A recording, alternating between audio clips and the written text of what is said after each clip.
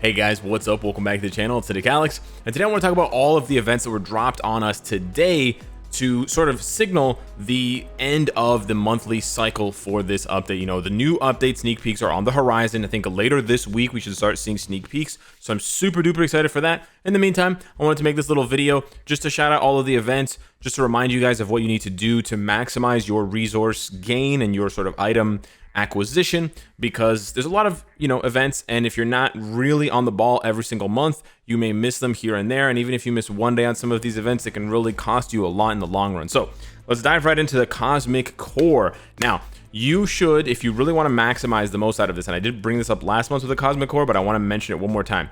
You should save your Shadowlands, if you can, save your Shadowlands in the third week of an update. So last week we got Ebony, this week is the third week. So the week of Ebony releasing, or the week of the mid-month releasing, after the weekly reset a few days later, don't do your Shadowlands, because after it loops around to the beginning of the week again, then Cosmic Core will be available. Cosmic Core, you need to do things in game to gain cosmic energy, and then you use cosmic energy to get to the final reward here. You have one free refresh per day, or you can spend 75 crystals refreshing. There's some really good tier 3 materials. There's some CTPs.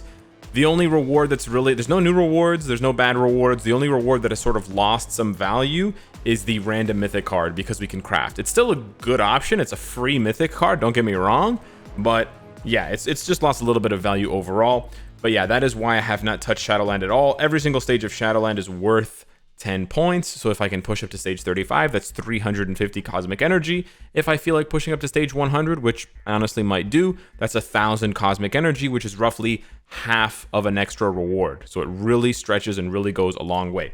The next thing I want to talk about, and actually the thing that was so cool that made me want to make this video in the first place, is the new event quests. They actually changed them. Now, I'm not 100% sure if they've changed them because I haven't actually played them, but they renamed it. It's called Endless Enigma now, and instead of being Ultron, it's Mysterio, and I also think that's really cool. It's just these little details that I just find so charming, and Marvel has such a wide universe of friends and foes and locations, right? Settings, environments, that this sort of stuff really goes a long way, and you can see the opposite of that in Marvel games that don't embrace the large scope of the Marvel universe. Cough, cough, Marvel's Avengers, where you're just fighting endless robot after robot, and it just gets so monotonous and boring, right? Despite not really getting much of a change gameplay-wise, the visual facelift that they gave to Alliance Battle Extreme with the 3 different Frost Beasts and the really, really cool Nordic arena, in my opinion, really went a long way to making me just entertained while I'm playing ABX, which is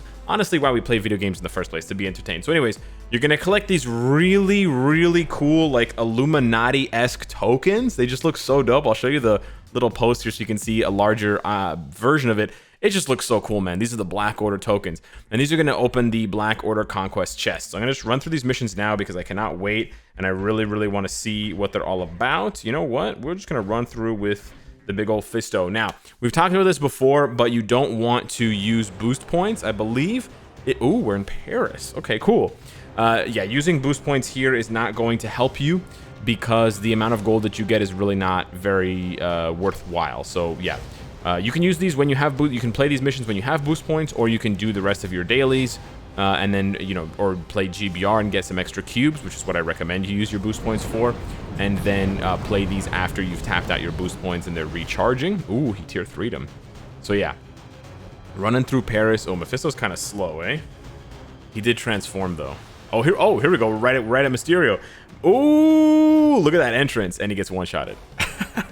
That entrance is so cool though, where he's stepping on the little lights, like the light upstairs. It's really, really cool. So yeah, let me double check the gold. I think it's pretty low though, 20k. Yeah, I don't think it's worth it with boost points. That's with boost points. So without, it's going to be like 19 or 18. Let me switch back to Proxima, and let's see how fast she clears the next one. This is my by the way, if you're wondering why I'm using this team, this is my go-to dispatch team. Very expensive team. Obviously, you've got a 1200 CCF tier 3, an 800 CCF tier 3, and a native tier 3, but it's a very fast team.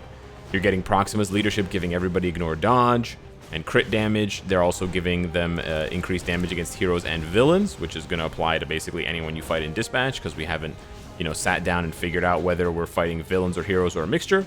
And then she also has pretty good damage herself, and she has, you know, lots of AoE on the attacks there, sort of tracking. So go ahead and finish the second one. These are pretty straightforward, just one zone. But yeah, this team's really good. And then Loki does lots of AoE. Mephisto does lots of AoE.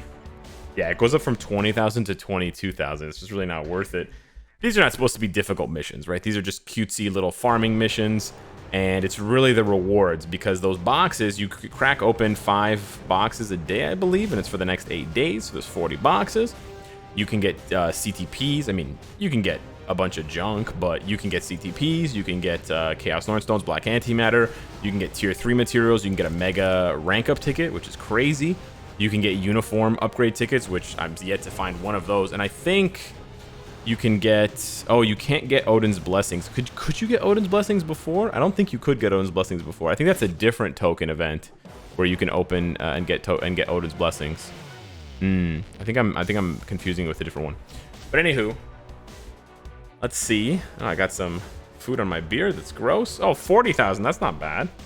So yeah, the gold is not bad. It's like 80,000 gold. Anyways, this is the whole point. You go to the event shop with your 50 tokens, and you crack this open, and you see what you get. 1, 2, 3, 4, 5. Okay, I got nothing good this time around, but some of you guys are gonna get CTPs and stuff. Anyways, that leads into my the next event, which is the gold token shop, or the gold shop. Sorry, it says event shop there, but it's the gold shop. And basically you can buy bios, which I think it's a little bit The energy's really good. I recommend always getting the energy every single day. The uniform upgrade kits, too expensive in my opinion. I would skip that. Nornstones, I would skip that. Emkron shards, honestly, maybe 50 a day is not a lot, but maybe if you're really juicing for bios. The Black Antimatter and the Cast Nornstones is a little bit expensive, but also it's not a bad amount, 60 of each. But then the gold special chest, that's really where you want to spend your gold if you can, because you can get a lot of cards. Let's see here. The feathers are not bad now either, right? The feathers used to be a booby prize, but they're not anymore, right? So I think you get a decent amount of, yeah, see, 20 CCF right there. 50 Black Antimatter for 100,000 gold is really good. 50 Nornstones is good. There's a 5-star card. Yeah, I think this is still really worth it. Another 5-star card. I was gonna say maybe this is a little bit less worth it now with the card crafting, but nah, I think this is still really worth it. You get tons of tier 2 materials, and look at that, those Emkron crystals. Those are juice. Those are all juice, man. Those are all definitely juice, man. Very good stuff. We also have a CTP Unequip. This one's probably one of the biggest ones. It's half off. Can I click, please? It's half off, 50% Unequip. So you're only paying 300 instead of the normal 600.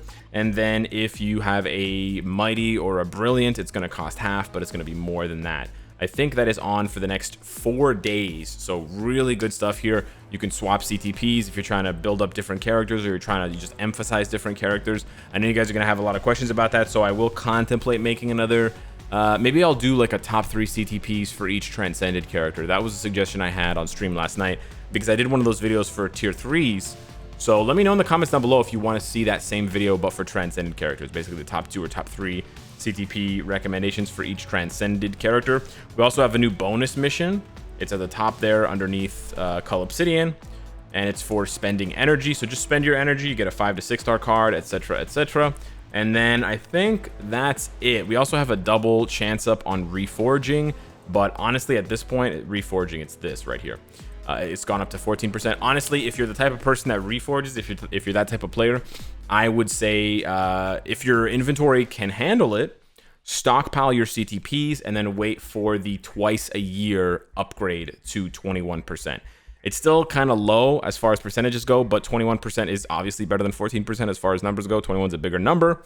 And we should see one for every anniversary, because we just saw one for the 6-year anniversary, and then we should see one for Black Friday. So twice a year is not bad. Every 6 months, more or less, you get to you know, purge your inventory of all the bad CTPs, the greeds, the destructions, the authorities, the transcendences, patience, and refinements, and you get a you know, a much better chance, because 7% is, no one should be reforging at 7% unless you're just going for a mighty.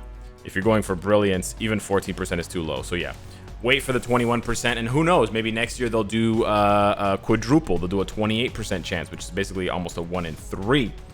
And then that's basically it. There's a character ranking event for Ebony Maw, but yeah, that's just kind of for the birds, so we don't worry too much about that. What are the rewards? Crystals. Cool. Yeah, it's kind of nice. If you're Honey Mom, I love, which is a hilarious name, or Master Popo. But yeah, so hit me up in the comments down below. Let me know what you guys think of the Black Order events. And I honestly, yeah, it's a really small thing, but I really dig this. Even just the artwork, man. I just think the artwork is really cool. But that's just me. I'm sort of a sucker for that kind of stuff.